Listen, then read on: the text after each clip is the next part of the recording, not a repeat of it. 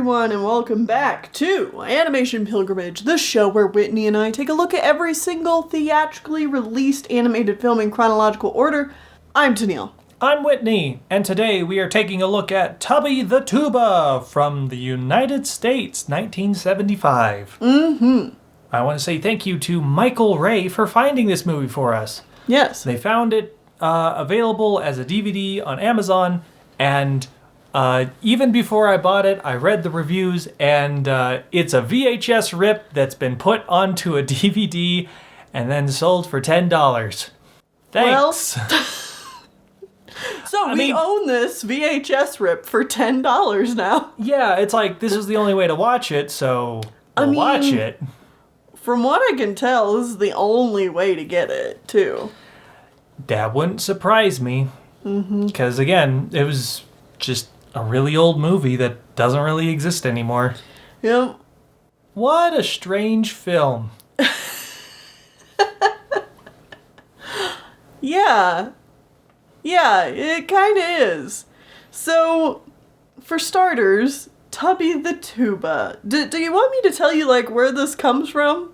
No, let's save that for the end. Okay. How about we do a plot synopsis? Some general thoughts on the film. Okay. This is decently well animated. There's some, really just kind of competent animation, backgrounds, character design, everything, but it's never really spectacular, you know? Yeah. It's all very just, getting the job done, and the animation quality can really fluctuate from scene to scene. There's some parts of it that feel decent, fine, even somewhat good, and then other parts of it where, it'll get really floaty and, just lose all weight. It's generally all above the level of, television animation at the time. Right. This was made to be a movie, and it doesn't look like, a television show that just got turned into a movie or something like that. Yeah. It feels like a movie, but it's not anything super special for the time. Indeed. In fact, a lot of the animation choices seem to be very inspired by specific animation sequences in Disney movies. Yeah, there's a lot of things that feel like, oh, they looked at Dumbo and decided to do that, or Fantasia and decided to do that. And it's just like, okay. All right. I don't know why this is in here, but okay. Yeah. Anyway, plot synopsis. Tubby is a tuba. What? In an orchestra. Shocking. Who could have seen that coming? In this orchestra, everyone is an instrument. And then half the instruments play actual instruments, and the other half play themselves. It's weird how it's like a 50-50 there.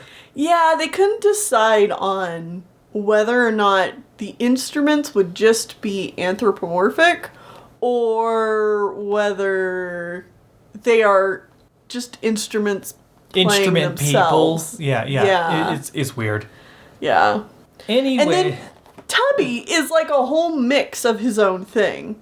Because he's a tuba, but only the top part. And whenever he plays himself, but he pulls out the rest of the tuba. The actual part with, the buttons on it. Yeah. It's weird.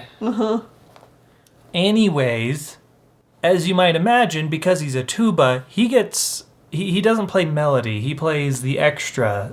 He plays the oompa. Yeah, in the movie specifically, he only plays two notes over and over and over again, which is not how... Oompa, oompa, over and over again. Which is not how most tubas are going to be in an actual orchestra. But okay, fine.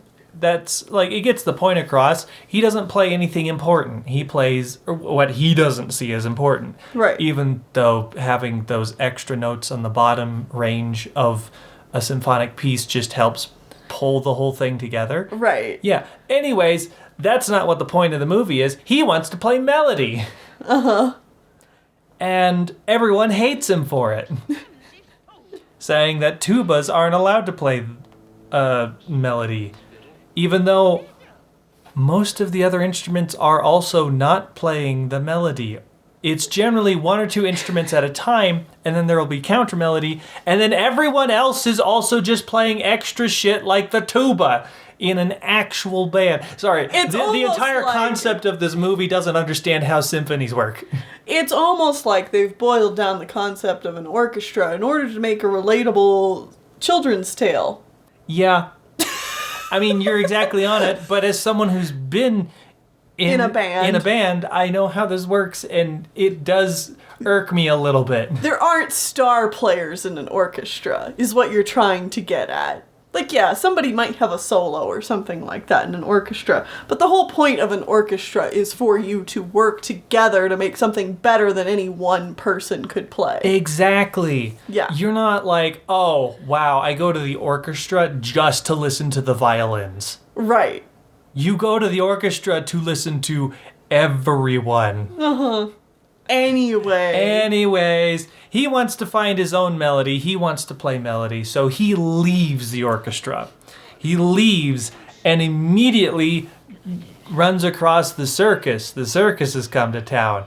And his inner idea says, you should join the circus. And tubas in the circus. So he does that. And he immediately makes a fool of himself. And he gets kicked out.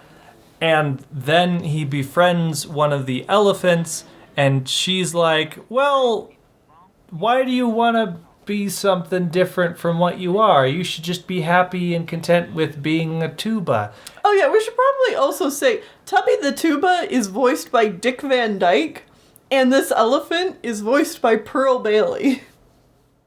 Yeah, they got a surprisingly big cast for a few of these members, like the actors and actresses of this movie. And overall, I'd say the voice acting is pretty good. However, Dick Van Dyke feels like a real miscast for this character. He does a perfectly good job. It's just like... Yeah, he's doing a fine job acting. It's not the kind of voice you would imagine immediately upon looking upon a tuba. Yeah, it's just the character design and the voice actor don't really mix well, you know? Anyways, this elephant teaches him that, hey, you know what? Your oompa is actually really good. It makes my elephants want to dance. Mm-hmm. And so all the elephants dance to his basic oompa oompa. And it makes him egregiously popular somehow. Like, the people come to the circus. This becomes like a really big act for the circus. Yeah, people come to the circus just to see him go oompa and the elephants dance. Mm-hmm. And the funny thing is, it's played as though he's the most important part of this, even though the elephants dancing. There's elephants dancing. That's more important. Uh-huh. Anyways, he's a big hot shot now, and everyone comes to see him. And he decides to do a stupid, dangerous stunt where they're all on a tightrope while they're dancing. Anyways, he gets chased and bitten by lions and tigers and stuff, and everyone laughs at him. And now the elephants are actually the stars of the show, and he leaves the circus, never to return. Right. He got a big head, and then he had a fall from grace. Mm-hmm. Yeah. And he goes back to the symphony, and his best friend, who is a... Piccolo. Is a piccolo? Yeah, it's Pee-wee... Peepo? Pee-wee? The piccolo? Sure. I was like, he's some sort of woodwind instrument. I don't know what he's supposed to be, though. He's a piccolo. Okay. Anyways, he says that the whole orchestra is going to the singing city to get abandoned melodies to call their own. To call their own and, like, just get better music. So they choose to... Hold on. Hold on. Okay. Because this is where the movie goes from, like, I don't know, mediocre but pleasantly charming to kind of dicey. Goes to, why did you choose to represent this in this way? Right. So, the singing city is literally just composed of anthropomorphic songs, aka all the people are music.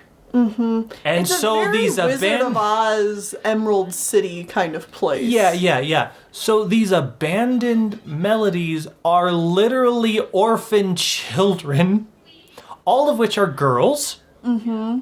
And so they're holding a big ball in the castle where these little melodies strut their stuff, and then they get claimed, the words of the movie, claimed by one of the instruments. And our very first introduction to these orphan melodies is an older girl named Celeste. Yeah, cellist or cellist or something? Cellist? Like the instrument? instrument? They say cellist, yeah. Like the instrument? Anyways, she looks like an adult. Yeah, and all the other girls are like little girls. But no, our first introduction is Tubby making eyes at Celeste. And falling in love with her. Right, and then they introduce all the other orphans as, like, little girls. And so, like, you're already kind of implying, like, a romantic intent in pursuing these abandoned melodies, and it gets really gross really fast. Anyways, so all of these children melodies are being claimed by the instruments, but Celeste is, for some reason, being Cinderella'd. Yeah. AKA she's been locked away at the top of a staircase. She's not allowed to come. There is absolutely no reason why this is happening. Tubby goes and saves her, gets her back to the thing just in time, and he's like, I claim Celeste. And then he he says that, and then he dances with her, and she's just like, okay. And then he falls over and he's like, maybe I'm not the best thing for Celeste. And he gives her to the prince, who has a weirdly handsome human face. The prince looks like he's wearing how did I describe it as? A furry costume, but with instruments. Yes, it's a fursuit, but instead an instrument. Yeah, and he's like king bass or something? Cello? I don't know. But, like, Tubby says something along the lines of, like, I'm not fit to own you, Celeste. You should belong to the prince or something. I hate this terminology used for actual living beings in this universe. All of which are women. Yikes. Anyways. So then we're done with that. Yeah, he freaking leaves and we never see these children again. You'd think that being claimed by the instruments, maybe they would show up later at the orchestra again. No, they're just gone. I don't know. Did they get eaten, absorbed into the instruments?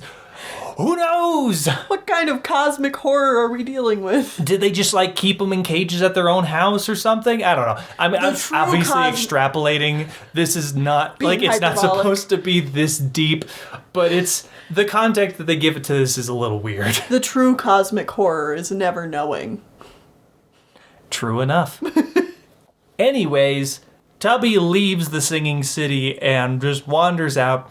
And then a frog jumps out of a pond and he's like, hey, I can sing. And Tubby's like, no way a frog can sing. And then he sings and he's like, here, you can have my music. And Tubby's like, really? And he's like, yeah, play it. And he's like, wow, that's really good. And it's like, here, you got a melody. And so he goes back to the orchestra. He plays the melody. The new conductor that's never shown up before is like, I've never heard a tuba play melody before. Let me hear more. He's also, notably, also a fat guy, which is a term that they keep throwing around for Tubby.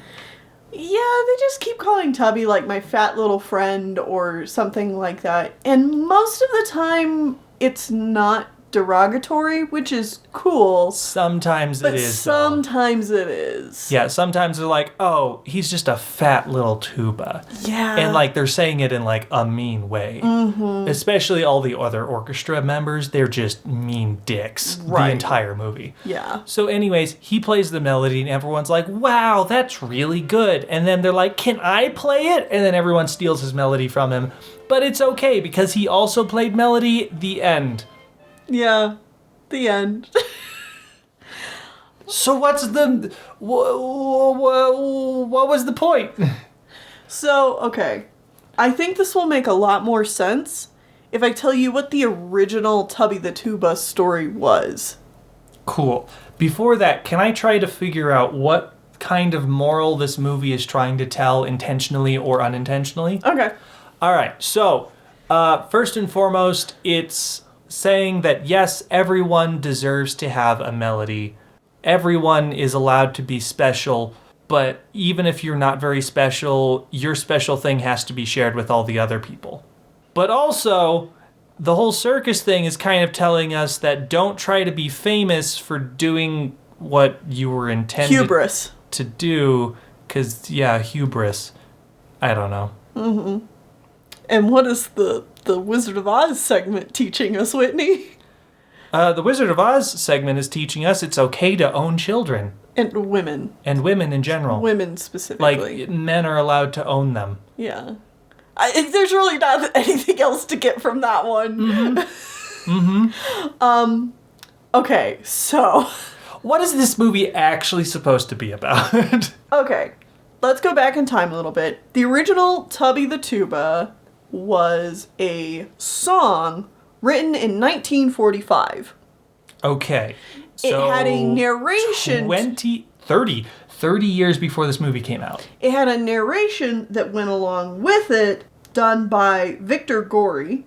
The original song was by Paul Tripp and George Kleinsinger. And it was just a cute little children's song about Tubby being in the orchestra. The other instruments make fun of him because he wants to have a melody. Mm-hmm. So he goes out by the river, he meets a frog who gives him the sheet music, and he comes back, he plays the frog's sheet music as a melody, and then that's the end of the story. So, wow, okay. We were suspecting that the circus was added, but the Singing City was still part of the original story. But no, both of those sections were added. So, yeah, when we were first watching this, I was like, okay, adding a circus seems like a fairly normal thing to, like, add to a children's film to pad things out. That's like making a children's film 101. Need to pad out your film? Add a circus scene. It's just something that gets done for some reason. However, I did think when we were initially watching it that the Wizard of Oz segment had to have been part of the original story somehow, because it's very Wizard of Oz aesthetic. So that seems like a very fitting fantasy vibe to put into your universe in 1945, but would have been kind of weird to do in 1975. You know? Yep.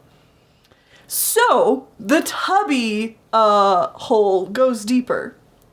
There were sequel songs. Please don't talk about Tubby's hole like that. He has two. There were sequel songs written about the Tuba-verse. Oh. In the decades after Tubby the Tuba initially came out. There's like the further adventures of Tubby the Tuba. I think there is specifically one where it's like Tubby the Tuba goes to the circus. Tubby the Tuba and Celeste. Peepo and Tubby sing a duet or something like that. So like there was a whole bunch of songs written about Tubby, and I think what this movie is trying to do is just kind of like anthologize a lot of them and just put them all in one movie. Yeah, I guess one thing we didn't mention is this movie is a musical. Mm-hmm. There's a lot of music pieces, a lot of songs, and they just kind of start and stop out of nowhere. Mm-hmm. I'm curious to know if a lot of the songs in here are songs that were originally... In the Tuba-verse? In the Tuba-verse. I can't believe you decided to call it the Tuba-verse.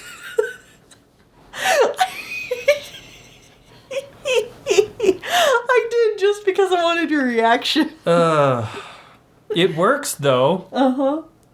There was another adaptation of Tubby the Tuba of just this original story done in 1947 by George Powell with his Puppetoon studio, and it was stop motion, and I checked it out. You can actually find it on YouTube if you just type in 1947 Tubby the Tuba. It's like 9 minutes long. You can also find what I can only assume is the original story and song by just typing in Tubby the Tuba, and like it's accompanied with a children's book, and the children's book like looks like it was probably illustrated in the 90s based on the clothes the characters are wearing in the illustrations. But yeah, like you can find the original version of this online, but you cannot find this movie online. No, and that's the weird thing. And what's weird about it to me is that it has such big names as Dick Van Dyke and Pearl Bailey, and I think even some of the other supporting cast are like at least fairly popular names for their time. Relatively and this is well known. So it's gone. hard It's to just get impossible. your hands on. Yeah. And like I realized Dick Van Dyke was kind of doing anything that anyone would throw at him at this point in time, but like still. Well, that was an interesting dive. Yeah. Into the Tubaverse? Into the Tubaverse. Tubby Man into the Tubaverse. Coming 2024. Newest Marvel edition. Newest Avenger. No. This is another competing like a DC universe thing. Okay. Yeah. Because everything has to be an Everything extended has universe. to be in a cinematic universe now. So Tubby is going to be running around with a bunch of other old music-based IPs. Oh God. You know what? I shouldn't put this idea out into the world because someone will make it happen. You know how everything is owned by, what is it, like Classic Media or whatever? Oh shit, yeah, there's the one company that literally just holds the rights to like 1,000 different old dead cartoons. Don't they also currently own VeggieTales? Yeah. They could make a cinematic universe of dead cartoons, Whitney. And also like the little train that could. Casper. Oh yeah, like they could literally just throw the rights out there, because I don't know if you heard about this, but there is currently there's a new fighting game called Multiverses, which literally just has like DC superheroes and like 10 other like random IPs all just in a fighting game. I'm so tired. I'm so tired. It makes you just like exhausted thinking about how many like crossover IP things that are out there. Yeah. You know the only crossover thing I need in my life? Kingdom Hearts? Kingdom Hearts. How did I know? Well, because it's the only one that's valid. Okay. Well, either way, would I recommend this movie? I guess. Would I recommend watching it for $10 to buy it? That's a little bit more of a hard sell. No, especially when you could just find the original, like, song on the internet, and you can just, like, check it out. Or, like, the stop motion short. You just be like, yeah, that's what that is. Cool. Either way, join us back here next time as we watch Brigand Jurko. Jurko? Again, it's a Czechoslovakian name, so I don't know how to pronounce it correctly until we watch the movie. All right. But join us back here next time for that from 1976. Sweet. See you then. First you take an then you take a pa. You put them both together, you get pa pa. Pa pa. Don't forget to say the